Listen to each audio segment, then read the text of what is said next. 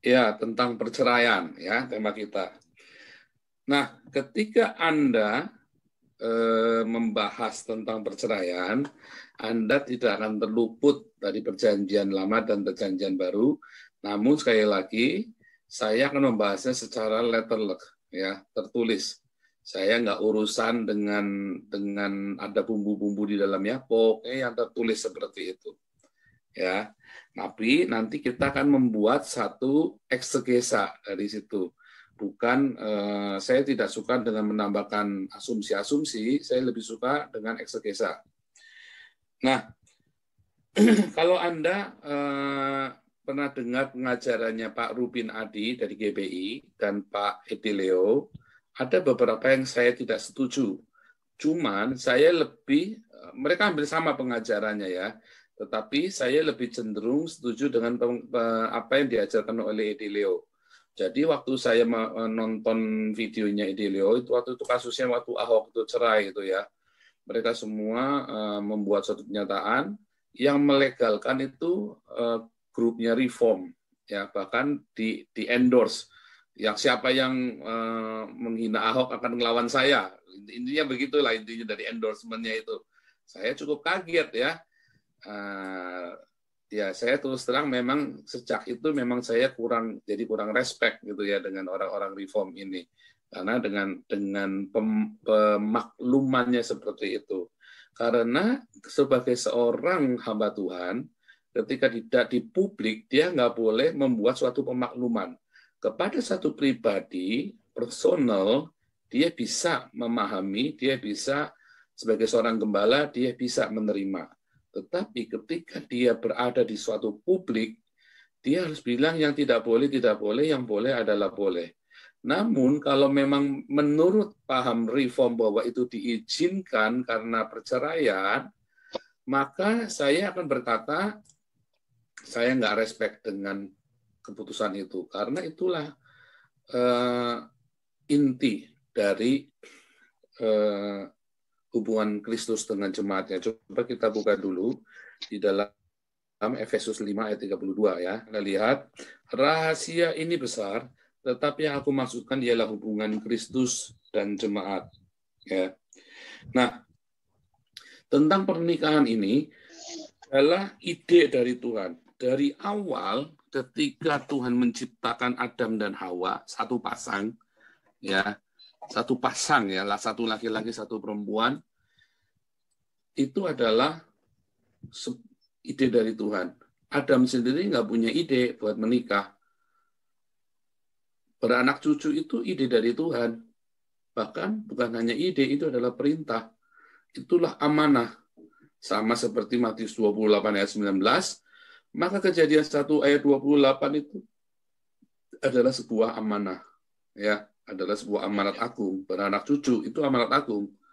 Sama dengan Matius 28 ayat 19. Ketika Adam diminta menghasilkan keturunan-keturunan manusia, maka Yesus Kristus sebagai Adam yang kedua bertugas menghasilkan keturunan yang ilahi.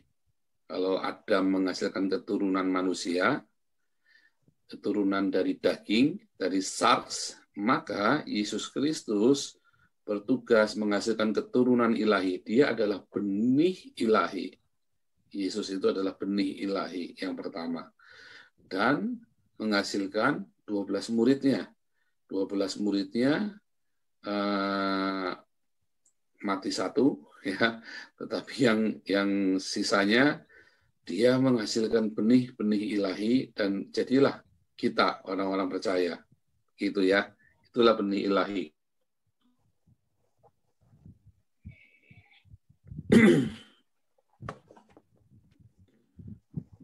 Nah, jadi ketika Tuhan mengatakan rahasia ini besar,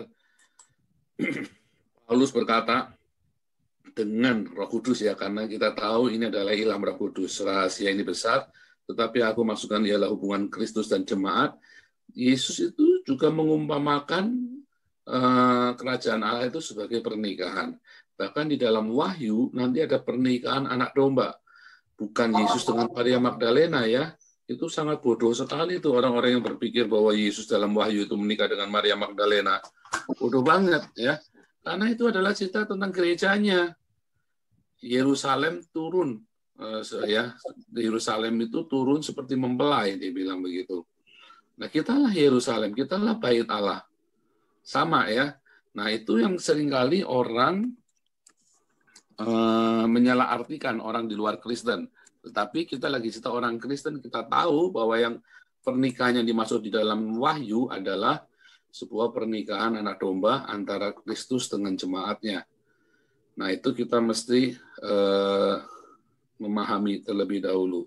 Baru nanti kita bisa kemana-mana. Tapi yang paling penting kita paham dulu nih, bahwa pernikahan adalah sebuah hubungan Kristus dengan jemaatnya. Gitu ya. Nah. Oke. Kita kembali. Kita lihat ya semua. Ya, lancar. Dalam Matius 19, kita langsung ya, kita nggak usah menikah itu apa, segala macam, nggak usah. Kita langsung to the point aja. Intinya, ya di dalam Matius 19 ini, ayat 9, Yesus itu ditanya sama ahli Taurat dan orang-orang Yahudi ya, boleh nggak nikah dengan alasan, boleh nggak cerai dengan alasan apapun? Yesus bilang, oh nggak boleh. Ya, dia bilang, tetapi aku berkata kepadamu, barang siapa menceraikan istrinya kecuali karena zina, lalu kawin dengan perempuan lain, ia berbuat zina. Nah, ini kan yang menjadi dasar orang melegalkan perceraian, ya kan? Itu yang menjadi dasar. Aku berkata kamu, barang siapa menceraikan istrinya kecuali karena zina. Nah, boleh kan? Aku kan istrinya berzina, dituduh berzina, ya.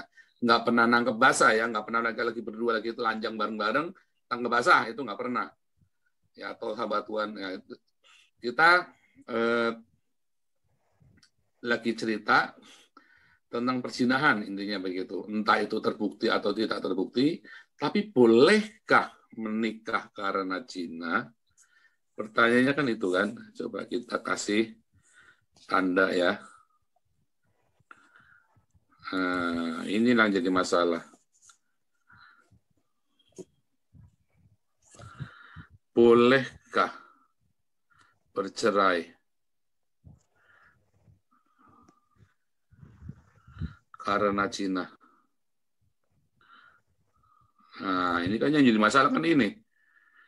Kalau yang lain-lain udah jelas, sudah. Semua nggak usah ditanya deh. Mau KDRT lah, mau kalah cantik lah, mau beda selera, nggak bisa. Beda karakter, udah nggak bisa. Ini kan yang menjadi masalah. Boleh nggak kalau cerai karena zina?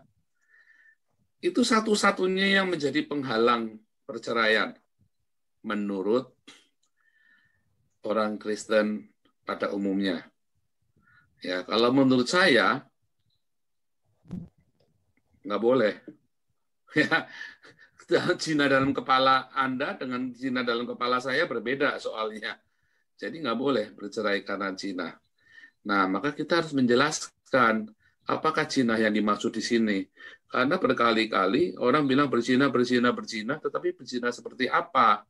Coba kalau kita baca, langsung masuk ya, kita langsung to the point sekali lagi ya. Kata, kita membuat satu eksegesa dari ininya, kita nggak akan bikin satu-satu begitu ya. Kita tahu kata ginaika ini ya, itu adalah seorang wanita. Wanita itu bisa istri, bisa janda, bisa gadis, pokoknya itu adalah wanita. Kalau bilang wanitamu, nah berarti bisa istrimu, bisa tunanganmu, seperti gitu ya. Nah, tidak boleh bercerai kecuali, lihat ya, kata Cina ini pornea. Kecuali pornea. Ya, tidak boleh bercerai kecuali pornea. Tetapi kita lihat kata yang kedua, orang yang kemudian menikah, kata ini ada dari kata gamos ya. Kata gamos ini 1060 ya pastinya. Ini sangat beda nanti dengan gamai. Ada lagi. Ini wedding. Kalau ini adalah intercourse penis masuk vagina. Saya ngomong harus dengan vulgar ya, supaya Anda jangan nanti bermetafora kemana-mana. Nih saya dengan jelas nih, penis masuk vagina, itulah gamos. Ya, orang yang gamos kepada orang yang diceraikan, ya, maka dia sudah melakukan moikau, ya, itu ya. Jadi kita ketemu 3 kata, pornea, gamos, dan moikau.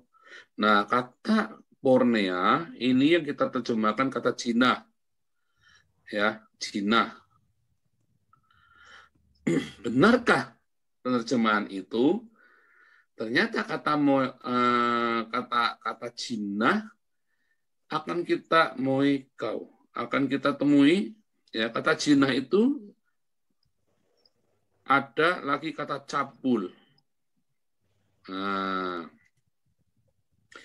kalau kata jinah artinya suami istri kemudian dia selingkuh, itulah jinah. Tapi kalau dia bukan suami istri, namanya cabul. Ya. Nah, pornea inilah cabul. Jinah inilah moikau. Jadi ini terjemahannya bukan jinah, ya sexual immorality, cabul. Gitu ya. Bukan jinah. Sehingga Anda tidak, barang siapa menceraikan istrinya kecuali karena percabulan, bukan karena perzinahan. Yang benar bahasanya. Karena kita akan membuat satu klasifikasi bahwa yang digunakan adalah kata pornea. Kata pornea itu adalah sebuah percabulan. Nah, kalau dia menggunakan kata moikau, maka artinya perzinahan, selingkuh. Kalau selingkuh itu artinya ada yang resmi, tapi dia cari yang nggak resmi, begitu ya. Nah, itu kita harus ngerti itu dulu. Nah, sehingga terjemahan ini harus benar dulu, supaya kita jangan salah nih. Inilah eksegesisnya. Jadi, saya ulangi, perceraian karena jinah adalah sebuah kesalahan terjemahan. Yang benar adalah karena percabulan.